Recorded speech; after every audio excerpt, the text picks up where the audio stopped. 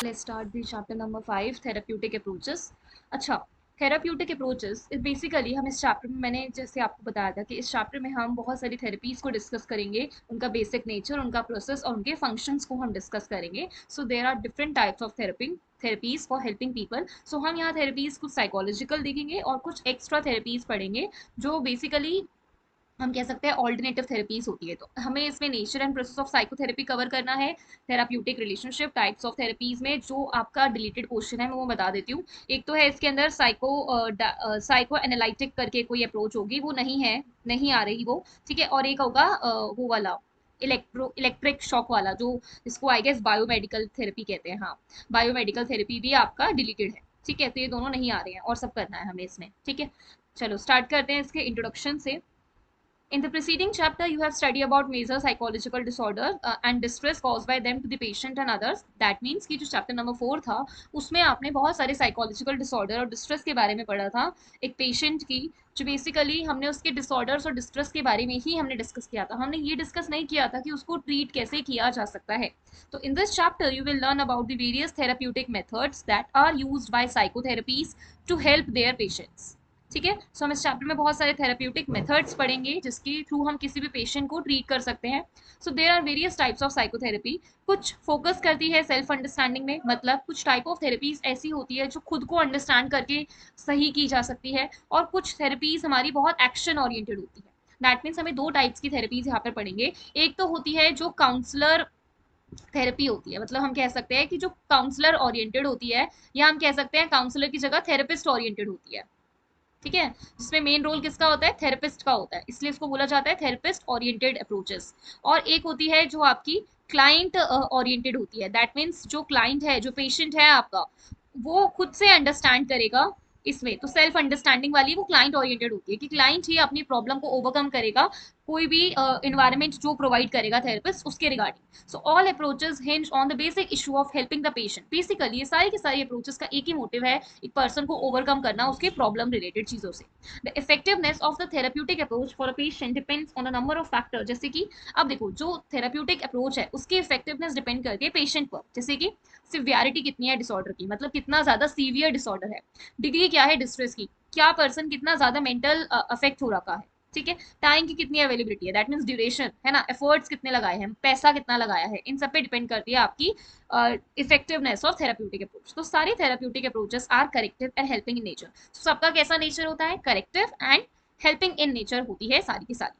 All of them involve an interpersonal relationship between the therapist and the client. तो दोनों में हम हर किसी में देखेंगे एक इंटरपर्सनल रिलेशनशिप होता है, किसके बीच में? थेरेपिस्ट और क्लाइंट और पेशेंट के बीच में.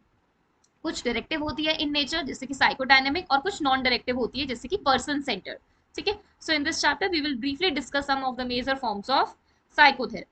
ठीक है. आई होप ये क्लियर हो गया होगा कि हम पढ़ने क्या वाले हैं. तो हमने nature and process of psychotherapy देखा था. एक बार मैं इसको फिर से एक बार देख लेते हैं क्या है ये. तो पीपीटी पे चलते हैं, पीपीटी से ही पढ़ेंगे थोड़ा. All right. So first of all nature and process of psychotherapy. So मैंने अभी बताया कि ये एक इंटरपर्सनल रिलेशनशिप है, किसके बीच में? आपके क्लाइंट एंड एक थेरेपिस्ट के बिटवीन एक प्रोफेशनल रिलेशनशिप बाउंड होता है जिसे हम कहते हैं साइको थेरेपी. अब इसके अंदर लिखा है कि ये वॉलेंट्री होता है. दैट मीन्स दोनों की विलिंगनेस के रिगार्डिंग होता है. तो साइकोथेरेपी एक ऐसा वॉलेंट्री रिलेशनशिप होता है. वॉलेंट्री मतलब दोनों की विलिंगनेस होती है, दोनों की विलिंगनेस होती है किसी भी चीज को अचीव करने की बिटवीन दी ट्रीटमेंट जिसको मिल रहा है मतलब क्लाइंट, और जिसको जिसने ट्रीट किया है मतलब थेरेपिस्ट. तो एक होता है जो ट्रीटमेंट लेता है, जैसे हम लोग डॉक्टर और पेशेंट होते हैं. डॉक्टर हमें ट्रीट करता है, हम क्या हो जाते हैं? ट्रीटमेंट लेते हैं और ठीक हो जाते हैं, है ना. सो बेसिक वही एक सिंपल सा रिलेशनशिप हम यहाँ डिस्कस करेंगे. In psychology there are psychotherapy therapeutic relationship between the client and therapist. ठीक है. इसका पर्पज क्या होता है? इसका बेसिक पर्पज ये है क्लाइंट की हेल्प करना. ठीक है. क्लाइंट की हेल्प करना क्यों? क्योंकि अभी हमने इंट्रोडक्शन में डिस्कस किया कि सारी थेरेपीज का एक ही मोटिव है, corrective and helping in nature. That means ये करेक्ट करती है प्रॉब्लम्स को, हेल्प करती है किसी इंसान को. So help the client to solve the psychological problem. जितनी भी साइकोलॉजिकल प्रॉब्लम्स हैं उनको ठीक करना, जो भी क्लाइंट फेस कर रहा है, वही इसका मेन मोटिव होता है. ठीक है। इसका एम क्या है? एम वो होते हैं जो लॉन्ग टर्म होते हैं, दैट मीन्स इनको हम कब अचीव करेंगे? जब आपकी पूरी थेरेपी कवर हो जाएगी, इन अ लास्ट ड्यूरेशन या इन दी एंड हम ये रिजल्ट्स दिखने स्टार्ट हो जाएंगे। सो वो होते हैं हमारे एम। और आपसे कोई बोले कि गोल्स क्या है साइकोथेरेपी के, तो गोल्स साइकोथेरेपी के वो होते हैं जो शॉर्ट टर्म अचीवमेंट होते हैं, दैट मीन्स जिनको हम वन बाय वन सेशन या with in a session complete कर लेते हैं, ठीक है, अकम्प्लिश कर लेते हैं, तो वो हमारे गोल्स होते हैं साइकोथेरेपी के। तो एम क्या है? किसी भी मैल अडेप्टिव बिहेवियर को चेंज करना इसका एम है। What do you mean by maladaptive behaviour? देखो, एक ऐसा बिहेवियर जिसको आप अडॉप्ट कर पा रहे हो उसको हम कहते हैं मैल अडेप्टिव। एक ऐसी सिचुएशन जिसमें आप बिल्कुल कंफर्टेबल फील कर रहे हो, जिसमें आप प्रॉपर अपने इमोशंस, अपने बिहेवियर, अपने थॉट्स एग्जिबिट कर पा रहे हो, तो वो होता है अडेप्टिव बिहेवियर। बट एक ऐसा बिहेवियर जिसमें आप इंडिपेंडेंटली डील नहीं कर पा रहे हो अपने इन्वायरमेंट से, so that is called maladaptive behaviour. ठीक है। फिर इसको चेंज करना भी एक एम है, मैल अडेप्टिविटी को चेंज करना वो भी हमारा एक एम है साइकोथेरेपी का। Second aim is decreasing the sense of personal distress, कि हम किसी भी एक पर्सन का जो पर्सनल डिस्ट्रेस है उसको कम करें। ठीक है, तो डिक्रीज करें sense of personal distress. Personal distress को हमें क्या करना है? कम करना है। हेल्प करना क्लाइंट को to adapt better to her is environment. देखो, मैंने अभी बताया कि जो कुछ थेरेपीज होगी वो क्लाइंट ओरिएंटेड होगी, तो हम क्लाइंट को एक ऐसा अच्छा खासा एनवायरमेंट प्रोवाइड करेंगे जिससे वो धीरे धीरे अडॉप्ट करना सीखेगा। इसमें क्या था कि भाई उसकी जितनी भी प्रॉब्लम्स है उससे वो जो डिस्ट्रेस फील कर रहा है उसे कम करना है। थर्ड ये था कि उसको बेटरमेंट के लिए अच्छा एनवायरमेंट अडॉप्ट कराना है।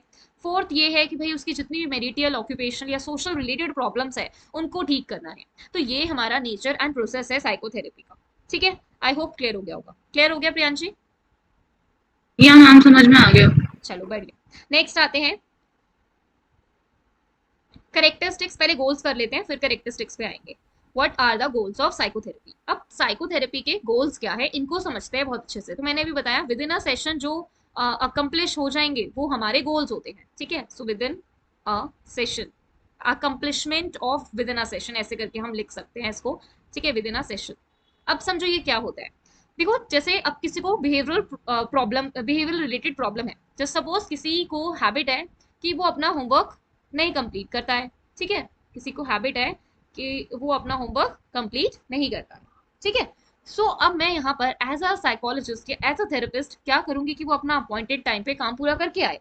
क्या करूंगी इसमें मैं? उसके उसको थेरेपी भी दे सकती हूँ जिसको हम कहते हैं बिहेवियरल थेरेपी। अब ये बिहेवियरल थेरेपी में बिहेवियर वाला पार्ट को अगर हम देखें तो हम इसके बिहेवियर को क्या करेंगे? रीओरिएंट करेंगे, रेनफोर्स करेंगे with the help of positive reinforcement.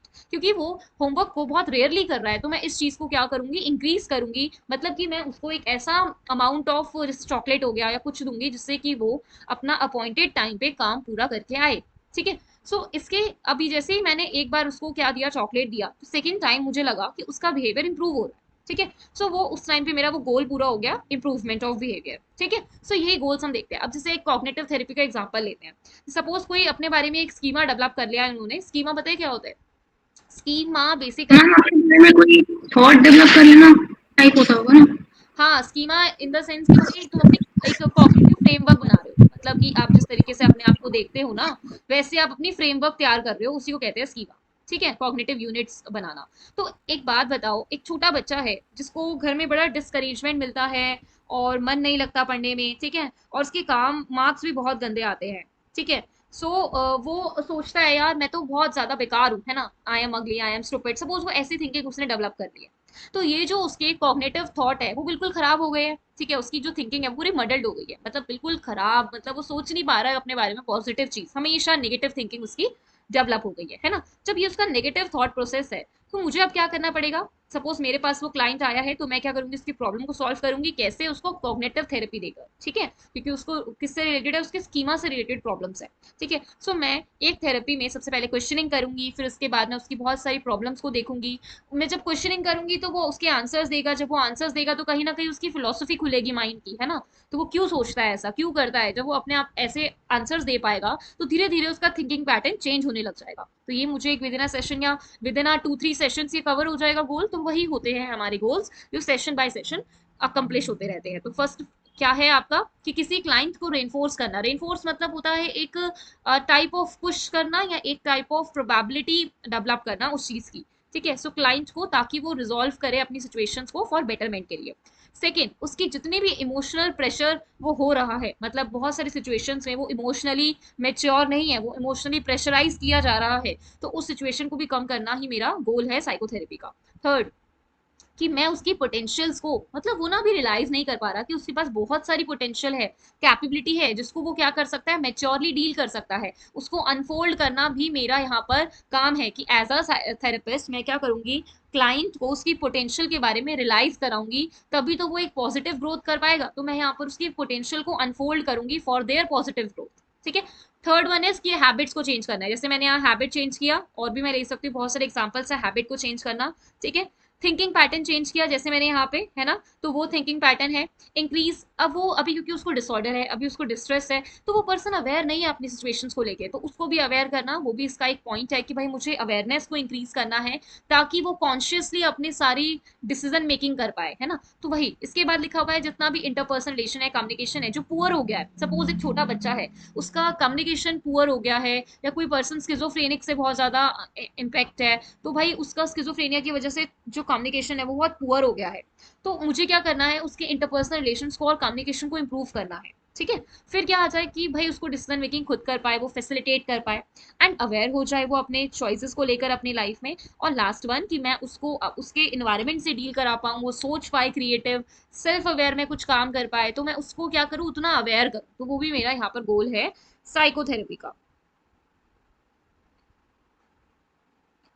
ठीक है।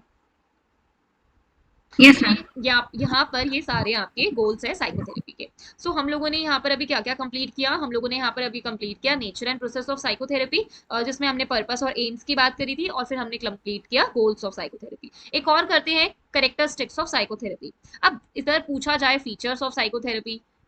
अच्छा, एक और चीज बहुत इंपॉर्टेंट सी बात है, कि भाई अगर पूछ लिया जाए कि साइकोथेरेपी की इंपॉर्टेंस क्या है, तो आप यही लिख के आ सकते हो, बट थोड़ा सा मॉडिफाई करके। मॉडिफाई का मतलब समझते हो, कि जैसे इसमें हेल्प लिखकर, प्रोवाइड लिखकर, ऐसे करके ऐड इसमें कुछ वर्ड्स, आप यही आप इसको कर सकते हो। जैसे सपोज आपसे कोई पूछ ले, what are the importance of psychotherapy, so importance क्या है, कि इंपॉर्टेंस ये है कि क्लाइंट, थेरेपिस्ट हेल्प करता है क्लाइंट को उसकी जितनी भी साइकोलॉजिकल इश्यूज है उनको दूर करने के लिए, ये इंपॉर्टेंस है साइकोथेरेपी की। इंपॉर्टेंस ये है कि एक क्लाइंट को वो क्या करता है, पुश करता है for changing their thinking patterns. ठीक है। साइकोथेरेपी इसलिए जरूरी है ताकि हम अपना क्वालिटी ऑफ लाइफ इंप्रूव कर पाए, तो साइकोथेरेपी हेल्प करता है लोगों को इनहेंस करने के लिए उनकी डेली फंक्शनिंग, या इंप्रूव करने के लिए क्वालिटी ऑफ लाइफ। और क्या करता है, इससे इसमें लिखा हुआ है कि psychotherapy can help the unfolding their potential for their positive growth, है ना। तो इसी को आप क्या कर सकते हो, चेंज करके इंपॉर्टेंस लिख सकते हो साइकोथेरेपी। ठीक है। चलो, आ जाते हैं करेक्टरिस्टिक्स, या फिर आपसे फीचर्स पूछ लिया जाए, या फिर आपसे क्वालिटीज पूछ लिया जाए साइकोथेरेपी की, तो आप क्या लिख कर आओगे, यही लिख कर आओगे। ये कुछ आपके करेक्टरिस्टिक्स फीचर्स वगैरह दे रखे हैं, तो इनको एक एक बार रीड कर लेते हैं भाई क्या है, और ये बहुत ईजी भी है। चलो स्टार्ट करते हैं फिर। सबसे पहला, जो हमने इन चैप्टर नंबर 2, जो हमारा था सेल्फ एंड पर्सनालिटी, हमने उसमें एक साइकोडायनेमिक थेरेपी करी थी, याद है। और साइकोडायनेमिक थेरेपी ह्यूमनिस्टिक करी थी, ह्यूमनिस्टिक अब्राहम मैस्लो की और कार्ल रोजर्स की। और हमने बिहेवियरल भी करी थी, जिसमें हमने थोड़े से Ivan Pavlov, John B Watson, इनका नाम जस्ट रीड किया था। ठीक है। और कल्चरल अप्रोच करी थी, है ना। तो ये सारी जो अप्रोचेस है ना, उन्हीं का ही सिस्टमैटिक एप्लीकेशन हम यहाँ कवर करेंगे। दैट मीन्स वो था थियोटिकल पार्ट, अब हम जो कवर करेंगे वो है पूरा का पूरा एप्लीकेशन पार्ट, प्रैक्टिकल पार्ट। ठीक है। सो हम क्या कवर करेंगे इसमें, एप्लीकेशन पार्ट कवर करेंगे, उन्हीं सारी थेरेपीज का, उन्हीं सारी थ्योरीज का हम यहाँ पर पूरा एप्लीकेशन पार्ट कवर करेंगे इन psychotherapy. In therapeutic approaches, we will use all those therapies which are considered as psychodynamic, humanistic, behavioral in a application form. ठीक है। बस इतना याद रखो, दैट मीन्स प्रैक्टिकल फॉर्म में। जैसे आपको पता है ना, थ्योरी, थ्योरी का अप्लाई पार्ट क्या होता है, प्रैक्टिकल, तो वही हम यहाँ पर प्रैक्टिकल या इम्प्लीमेंटिंग पार्ट देखेंगे इसका। ठीक है।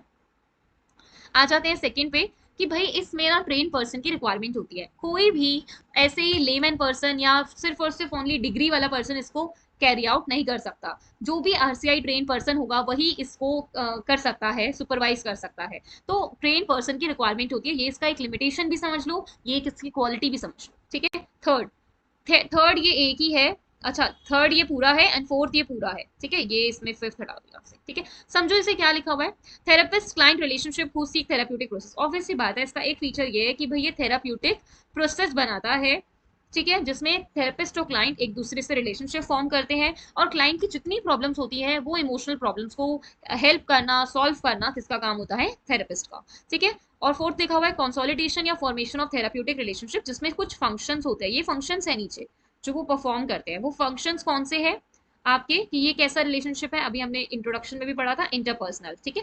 इंटरपर्सनल दैट मीन्स दूसरों के साथ कम्युनिकेट करना, कम्युनिकेशन टू अदर्स। ठीक है, दूसरों के साथ कम्युनिकेशन वो करना, और या दूसरों के मोटिव्स इमोशंस को अंडरस्टैंड करना, पर दूसरों के और इंटरेक्शन करना, ये इंटरपर्सनल स्किल्स होती है। कॉन्फिडेंशियल ऑब्वियसली बात है, एक ऐसा रिलेशनशिप है जिसमें आप थर्ड पार्टी को या थर्ड पर्सन को कोई भी चीजें नहीं बताओगे, प्राइवेसी मेंटेन होगी, वो होता है कॉन्फिडेंशियल। एंड लास्ट लिखा है डायनेमिक। ऑब्वियसली बात है कि भाई जो साइकोथेरेपी है हमारा, वो एक डायनेमिक रिलेशनशिप है। Why is it called dynamic? Because जो साइकोथेरेपी होता है ना, वो आपको हेल्प करता है, मतलब एक ना हम ना बहुत सारे वेरियस टाइप ऑफ इसमें सिम्टम्स को देखते हैं। सो डायनेमिक इस सेंस में कह सकते हैं हम कि भाई ये एविडेंस बेस्ड होता है। ठीक है, ऐसे ही थोड़ी ना हम कभी कर लेते हैं। तो डायनेमिक का मतलब यहाँ पर साइकोथेरेपी का ये है, हम बहुत सारी प्रॉब्लम्स को, बहुत सारी सिचुएशंस को हम अंडरस्टैंड करते हैं, एंड देन फिर हम बोलते हैं कि किसी पर्सन में ये टाइप ऑफ प्रॉब्लम है। तो इसलिए हम यहाँ पर साइकोथेरेपी को डायनेमिक रिलेशनशिप की तरह देखते हैं। ठीक है, सो ये इसका मतलब था। चलो, ये करेक्टरिस्टिक्स आपके कंप्लीट हो जाते हैं। सो देर आर 4 करेक्टरिस्टिक्स, याद रखना भाई कि क्या क्या करेक्टरिस्टिक्स हैं। डायनेमिक में हमने बोला बोला कि हम बहुत सारी सिचुएशन सिम्टम्स रिलीव करते हैं, ये सब हमने फंक्शंस देखे। फिर उसके बाद उससे पहले हमारा प्रोसेस था, उससे पहले हमारा ट्रेन पर्सन का था, और उससे पहले हमारा सिस्टमैटिक एप्लीकेशन का था। ठीक है, सो ये आपकी 4 करेक्टरिस्टिक्स है। फिर गोल्स हो गए हमारे कंप्लीट। अब आ जाते हैं जो मेन इंपॉर्टेंट है, हमारा थेराप्यूटिक रिलेशनशिप। अब रिलेशनशिप अभी हमने डिस्कस किया, वैसा रिलेशनशिप जो वॉलेंट्री है उसी को या तो हम साइकोथेरेपी कहते हैं। तो वही साइकोथेरेपी हमारी थेराप्यूटिक रिलेशनशिप कहलाती है। एक स्पेशल रिलेशनशिप क्लाइंट और थेरेपिस्ट के बीच में थेराप्यूटिक रिलेशनशिप या थेराप्यूटिक अलायंस होता है। ठीक है, सो थेराप्यूटिक अलायंस और थेराप्यूटिक रिलेशनशिप होता है। अलायंस का मतलब ये होता है जब दोनों पार्टीज या दोनों पर्सन एग्रीमेंट पे आते हैं। तो यहाँ पर भी तो एक एग्रीमेंट होता है ठीक करने का। ठीक है, अब इसके दो कंपोनेंट्स है। कौन कौन से दो कंपोनेंट्स है? फर्स्ट की कॉन्ट्रैक्चुअल नेचर होता है, सेकंड की भाई लिमिटेड ड्यूरेशन ऑफ थेरेपी होती है। अब ध्यान से समझो कि जो थेराप्यूटिक अलायंस होता है वो सबसे पहले कॉन्ट्रैक्ट बेसिस पर होता है। किसके बीच में कॉन्ट्रैक्ट? क्लाइंट और थेरेपिस्ट के बीच में कॉन्ट्रैक्ट। तो ये जो कॉन्ट्रैक्चुअल नेचर होता है वो ये बताता है हमें कि ये एक प्रोफेशनल रिलेशनशिप है, जिसमें जो क्लाइंट है वो ट्रीटमेंट लेना चाहता है किससे? हमारे थेरेपिस्ट से। ठीक है, तो एक कॉन्ट्रैक्चुअल नेचर होता है हमारा थेराप्यूटिक रिलेशनशिप का, कॉन्ट्रैक्चुअल नेचर होता है थेराप्यूटिक रिलेशनशिप का। ठीक है, सो ये होता है एग्रीमेंट बेसिस पर, जैसे मैंने आपको बताया। ठीक है, और हम कह सकते हैं कि जो थेराप्यूटिक रिलेशनशिप होता है वो हमें ये बताता है कि जब भी कोई टास्क है या कुछ भी है, दोनों की इन्वॉल्वमेंट होगी, ओपन कम्युनिकेशन होगी, दोनों की ही एक्सेप्टेंस होगी, अंडरस्टैंडिंग होगी, तो ये हमारा कॉन्ट्रैक्चुअल नेचर थोड़ा सा बताता है। ठीक है, फिर आता है लिमिटेड ड्यूरेशन ऑफ थेरेपी। ये भी समझो कि भाई जो हमारा सेकेंड है वो है लिमिटेड ड्यूरेशन। सेकेंड कंपोनेंट का मतलब क्या है यहाँ पे कि लिमिटेड ड्यूरेशन होता है? क्योंकि भाई देखो, एक ऐसा रिलेशनशिप है जो लास्ट में एंड हो जाना है। कब? जब आपकी थेरेपी से आपको बहुत बेनिफिट मिल गया है, और बेनिफिट के बाद अब आप बिल्कुल ठीक हो गए हो, आपको कोई भी सिम्टम्स नहीं आ रहे हैं, तो वहां पर जाके ये एंड हो जाता है। तो इसलिए लिखा हुआ है कि लिमिटेड ड्यूरेशन होता है थेरेपी का। ठीक है, सो ये दो आपके कंपोनेंट्स है थेराप्यूटिक अलायंस की, बहुत अच्छे से याद होना चाहिए आपको। ठीक है, नेक्स्ट टॉपिक आता है प्रॉपर्टीज ऑफ थेराप्यूटिक अलायंस या therapeutic relationship. So there are different types of properties, जैसे कि ट्रस्टिंग। अब ट्रस्टिंग से आप समझ रहे होंगे कि भाई दोनों साइड से ही एक ट्रस्टिंग रिलेशनशिप होना चाहिए, क्लाइंट साइड से भी और थेरेपिस्ट साइड से भी। कॉन्फाइडिंग का मतलब वही एक्सेप्टेंस होना चाहिए और कॉन्फिडेंशियल रहना चाहिए, किसी को ऐसे शेयरिंग और कुछ भी नहीं होना चाहिए। सो ये हमारी कुछ प्रॉपर्टीज है थेराप्यूटिक रिलेशनशिप की। ठीक है, जो जो मैंने आपको बताया कि there are certain type of properties, जैसे कि trust, maintenance of trust, mutual respect, hope maintain करना, कॉन्फाइडिंग रिलेशनशिप, कोलैबोरेटिव अप्रोच अपनाना और इनकरेज करना, एक्सेप्टिंग, एम्पैथेटिक, जेन्यूननेस होना बहुत जरूरी है, वार्मनेस मतलब कि रूड नहीं होना, ठीक है, क्लाइंट की तरफ, और अनकंडीशनल पॉजिटिव रिगार्ड। इसको तो स्टार मार्क कर लो। इसका मतलब ये होता है कि भाई हर किसी क्लाइंट को पॉजिटिवली रिगार्ड करना है, बिना किसी कंडीशन के, बिना किसी उसको पोर्शन और बिना किसी किसी चीज के उसको अनकंडीशनल पॉजिटिव रिगार्ड हमें प्रोवाइड करना है, जिसमें कि आप उसको एक्सेप्टिंग सपोर्ट करोगे बिना किसी जजमेंट के, ठीक है, बिना किसी उसको करके एक्सेप्टिंग सपोर्ट करोगे, उसी को हम कहते हैं अनकंडीशनल पॉजिटिव रिगार्ड। और उसका गोल कैसे कंप्लीट होता है, उसको सेफ एनवायरनमेंट देना, रिस्पेक्ट करना उसकी, उसको वार्म एनवायरनमेंट देना, उसको वैल्यू करना, इस तरीके से, ठीक है। और बेनिफिट्स क्या होंगे कि इससे क्लाइंट बहुत फील करेगा बिल्कुल कंफर्टेबल, वो कुछ भी अपनी बात शेयरिंग करने से छुपाएगा नहीं, ठीक है, इसका ये फायदा है। फिर आ जाते हैं एम्पैथी। एम्पैथी और आपकी प्रोफेशनल रिलेशनशिप से। एम्पैथी में ये तीन चीज समझनी बहुत जरूरी है। एक होता है सिंपैथी, एक होता है एम्पैथी, और एक होता है आपका intellectual understanding. Sympathy is that type of, हम कह सकते हैं फीचर, जिसमें आपको बड़ी काइंडनेस दूसरों को दिखानी होती है, फीलिंग नहीं कर रहे हो आप, आपने, आपको किसी ने बोला कि मुझे इस टाइम पैसों की जरूरत है, तो आपने उसे समझने की जगह, भाई तुझे क्यों जरूरत है, कहाँ जरूरत है, उसको दे दिए पैसे, वो होता है सिंपैथी दिखाना, ठीक है, कि आपने उसकी तरफ फील नहीं किया, बट उसको क्योंकि जरूरत थी, उसको एक उस चीज की जरूरत थी, वो उस चीज से सफर कर रहा था, तो आपने काइंडनेस दिखाकर सिंपैथी दिखाई उसे। इंटेलेक्चुअल अंडरस्टैंडिंग होता है एक प्रैक्टिकल सेंस, एक इमोशनली ना सोचकर प्रैक्टिकली सोचना, ठीक है, इंटेलिजेंस, इंटेलेक्चुअली सोचना, अकेडमिकली सोचना, उसको हम कहते हैं कॉग्निटिव बेसिकली। और एम्पैथी होता है कि भाई दूसरों के पर्सपेक्टिव्स को, उसकी फीलिंग्स को समझना अच्छे से, लिखा हुआ है ना, that is putting one self in the other person shoes, वही हमारा एम्पैथी होता है। सो आपको क्या शो करना है, आपको एज अ थेरेपिस्ट, आपको एज अ साइकोलॉजिस्ट हमेशा उसको एम्पैथी ही शो करनी है और कुछ शो नहीं करना है, ठीक है। सो एम्पैथेटिक रहना चाहिए। फिर लास्ट में प्रोफेशनल, ऑब्वियस सी बात है, पर्सनल रिलेशनशिप नहीं होना चाहिए, एक प्रोफेशनल रिलेशनशिप आपका डेवलप होना चाहिए। सो ये हो गया कवर, इसके बाद ये भी कवर हो गया। अब हमें इसमें ये नहीं करना है, डिलीटेड पोर्शन में है, मैं अभी आपको फिर से बता रही हूँ, कभी आप फिर से बोलोगे ये करवा दो, ये नहीं है। टाइप्स ऑफ थेरेपीज में एक हमने करनी है बिहेवियरल, ये बिहेवियरल है, और जिसमें दो अब आपकी आएगी, कवर हो जाएगी, बिहेवियर और कॉग्निटिव, ठीक है। और एक हम कवर करेंगे ह्यूमनिस्टिक एक्सिस्टेंशियल थेरेपी। इसी में अगर मैं बोलूँ ह्यूमनिस्टिक में कौन कौन सी कवर होगी, तो एक होगी लोगोथेरेपी, एक ये अपने आप में एक पूरी थेरेपी है, लोगोथेरेपी हो जाएगी, जिस्टॉल थेरेपी हो जाएगी, और इसके अंदर एक और है आपकी जिस्टॉल थेरेपी है, लोगोथेरेपी है, और एक क्लाइंट सेंटर थेरेपी है जो कार्ल रोजर्स की है, ठीक है। इस बिहेवियरल थेरेपी में हम बहुत सारे, इसमें हम ना बेसिकली बिहेवियरल थेरेपी में हम कवर करेंगे इसके अंदर बहुत सारे टेक्निक्स, जैसे आपकी पॉजिटिव रेनफोर्समेंट, और ये सब कवर करेंगे। इसके बाद यहाँ से मुझे कराना है क्लासिफिकेशन ऑफ थेरेपीज, जिसमें साइकोडायनेमिक है नहीं, बट मैं क्लासिफिकेशन में कवर कराऊंगी, क्योंकि टीचर्स का तो कोई नहीं, बट सीयूईटी के परस्पेक्टिव से बहुत इंपॉर्टेंट है, आगे कभी आपको हेल्प हो सकती है, तो मैं इस वाले पॉइंट पे इस थेरेपी को भी इंक्लूड करूंगी, ठीक है। ये आपकी बुक में कहाँ मिलेगा, आपको टेबल तो कहीं मिलेगी नहीं बुक में, सो बेसिकली ये टेबल की जगह आपकी बुक में क्वेश्चन है, ठीक है। एक बार चेक करो, उसमें मिलेगा प्रियांशी, क्वेश्चन मिलेंगे, उसमें काफी सारे क्वेश्चन लिखे हुए हैं ना। हाँ वो है, देखा है, उसमें है हाँ, देखो ये तो क्वेश्चन। हमने करा दिया, नेचर हमारा हो गया, और ये हमारे कैरेक्टरिस्टिक्स हो गए, ये हमारे एम हो गए, ये हमारे एम हो गए, ये हमारे 92 पेज पे है ना मैम?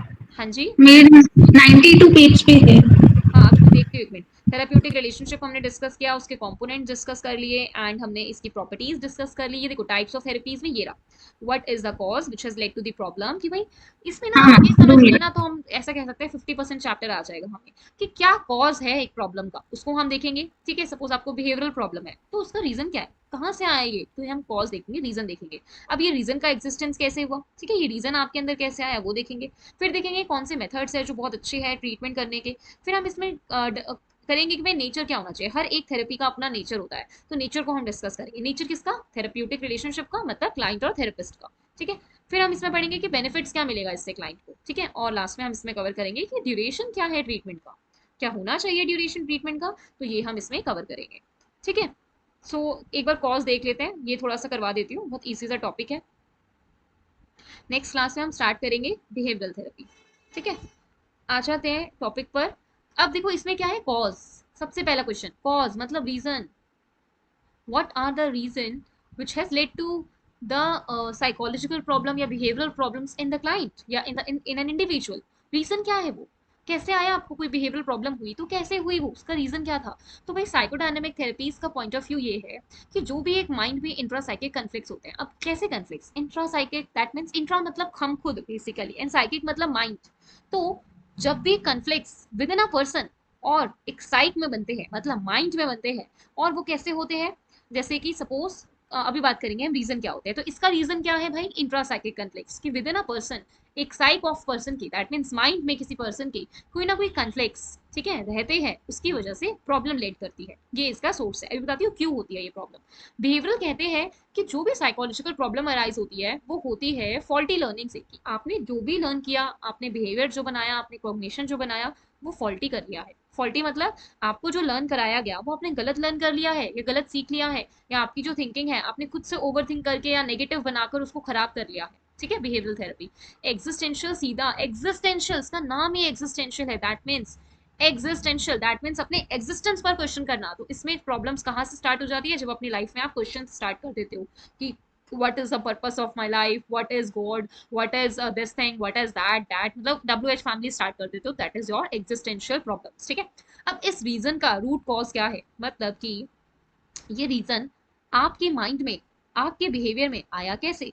ठीक है, सो ये जो इंट्रासाइकिक कॉन्फ्लिक्ट्स थे ये डेवलप हो रहे थे आपके अनफुलफिल्ड डिजायर की वजह से, क्योंकि आपने जो अपनी डिजायर बना रखी थी चाइल्डहुड में वो फुलफिल नहीं हो पाई। तो आप क्या फील कर रहे हो, बहुत ज्यादा इंट्रासाइकिक कॉन्फ्लिक्ट्स। और इंट्रासाइकिक कॉन्फ्लिक्ट से तो हमारा मेन प्रॉब्लम है, जैसे इंट्रा, मैं बताती हूँ, जैसे आपने अगर भूल भुलैया पिक्चर देखी हो वन, ठीक है, उसमें बताए क्या होता है, वो जो हीरोइन है वहां पर, जो उसमें मेन लीड है विद्या बालन, वो बेसिकली उसको एक प्रॉब्लम होती है ना, अगर देखी हो तो आपने वो पिक्चर, तो उसमें क्या था, वो अपनी दादी से बड़ी सारी कहानियां सुनती थी, तो उसका था कि भाई अपनी दादी के साथ ही रहे।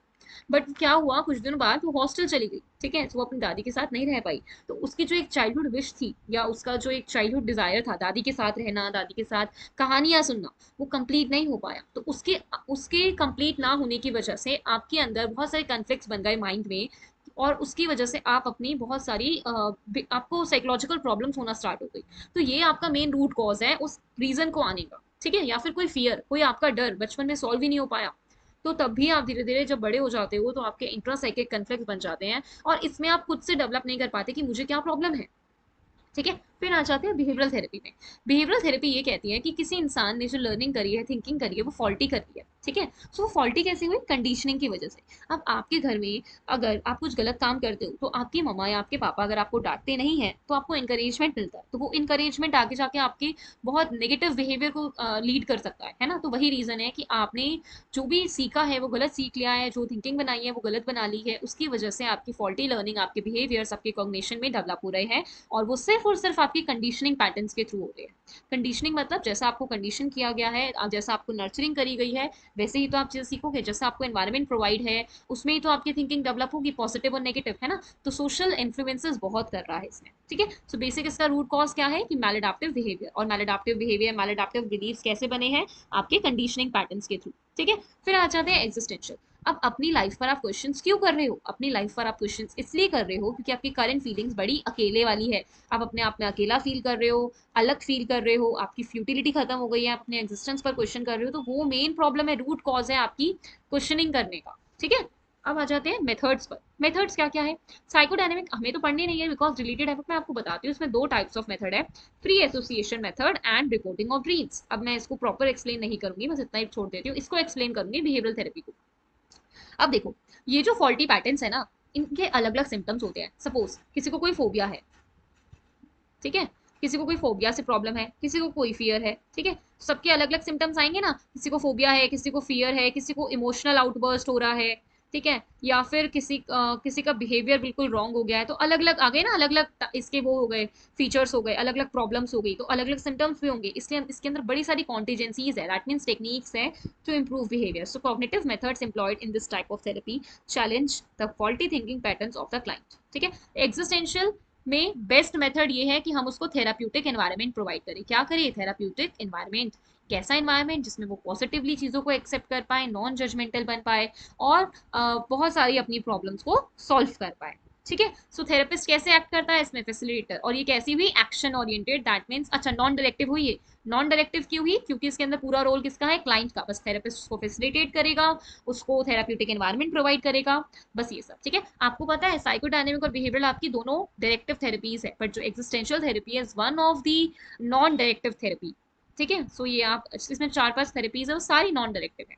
ठीक है, सो ये आपका कंप्लीट हो जाता है। तो आज मैं इतना ही रखूं या एक और कराऊं, बताऊं, ये तीनों भी करवा दूं। मैम आगे भी करा दो। ठीक है, तो मैं ये तीन और करा देती हूँ। ठीक है, nature end of therapeutic approach, जैसे मैंने बताया कि ये भी क्या है हमारी नॉन, ये हमारी डायरेक्टिव है। डायरेक्टिव मतलब होता है जिसमें थेरेपिस्ट का मेन रोल होता है, और ये हमारी नॉन डायरेक्टिव होती है जिसमें पूरा पूरा रोल क्लाइंट का होता है। ठीक है। तो इस ऐसा ही नेचर है कि इसमें सारा पूरा का पूरा प्रॉब्लम सॉल्व करने का जिम्मा किसके पास होता है? थेरेपिस्ट के पास। थेरेपिस्ट इंटरप्रेट करता है थॉट्स को क्लाइंट के और अंडरस्टैंड करता है। बिहेवियर में भी यही, थेरेपिस्ट अपने आप को कैपेबल समझता है फाइंड आउट करने के लिए करेक्टिव बिहेवियर, थॉट पैटर्न्स, एडेप्टिविटी को। ठीक है। एंड एग्जिस्टेंशियल जो होता है उसमें आपका जो थेरेपिस्ट होता है वो सिर्फ इन्वायरमेंट प्रोवाइड करेगा जो वार्म होगा, एम्पैथेटिक होगा, जेन्यून होगा, ट्रस्टिंग होगा, और इसमें क्लाइंट ही अपनी प्रॉब्लम्स को ओवरकम करेगा, उसको एक्सप्लोर करेगा, उसको एडॉप्ट करेगा और अपनी बेनिफिट्स लेगा। ठीक है। सो इसमें क्या था? मेन रोल थेरेपिस्ट का और सेकेंडरी रोल किसका? क्लाइंट का। इसमें भी ऐसा ही है कि भाई मेन रोल थेरेपिस्ट का, सेकेंडरी रोल क्लाइंट का, और पर इसमें अपोजिट है, मेन रोल क्लाइंट का, थेरेपिस्ट का फैसिलिटेटर और सेकेंडरी रोल होता है। ठीक है। बेनिफिट्स क्या मिलेंगे इसमें? दो बेनिफिट्स हैं। इमोशनल इंसाइट, इंसाइट पता है क्या? सडन रियलाइजेशन, उसको सडन रियलाइज हुआ कि हाँ मुझे ये प्रॉब्लम है। इंटेलेक्चुअल इंसाइट, ठीक है। इसमें क्या हो जाता है कि वो बेटर एनवायरनमेंट को लिखा है ना, instituting healthy and adaptive behaviour, thought patterns, ताकि उसका डिस्ट्रेस रिड्यूस हो जाए, सिम्टम्स रिड्यूस हो जाए। ह्यूमनिस्टिक अभी हमने पढ़ा था, पोटेंशियल अनफोल्ड करके पॉजिटिव ग्रोथ करना, तो पर्सनल ग्रोथ या पॉजिटिव ग्रोथ ही इसका मेन फैक्टर है बेनिफिट का। तो क्लाइंट को क्या बेनिफिट मिलेगा कि वो खुद के एस्पिरेशंस, इमोशंस, अंडरस्टैंडिंग मोटिव्स को अंडरस्टैंड कर पाएगा। ठीक है। और क्वेश्चनिंग कम हो जाएगी। ड्यूरेशन क्या होता है? ड्यूरेशन की अगर हम बात करें टाइमलाइन की, तो पहले वाली जो साइको एनालिसिस थेरेपी आती थी वो बहुत लंबी लंबी आती थी, कई कई सालों की। पर अब बहुत शॉर्ट साइकोडायनेमिक थेरेपीज आ रही है जो 10 to 15 सेशन ही लेती है। ठीक है। अगर वीक में भी एक सेशन हो रहा है या 2-3 सेशन हो रहे हैं वीक में भी, तो आप लगाओ, अगर एक महीने में 4 वीक्स होते हैं और 3-3 सेशन हो रहे हैं तो 12 सेशन पर आ जाएंगे। सो 1.5 ईयर में ये कंप्लीट हो जाती है। ये भी बहुत छोटी होती है। अगर 3 भी सेशंस नहीं हो रहे, 2 सेशंस भी हो रहे हैं, तो तब भी ये 2 महीने में कवर हो जाती है। वैसे ये भी 2-3 महीने में कवर हो जाती है, बहुत छोटी होती है। और ये भी बहुत शॉर्टर होती है और फ्यू मंथ्स में कंप्लीट हो जाती है।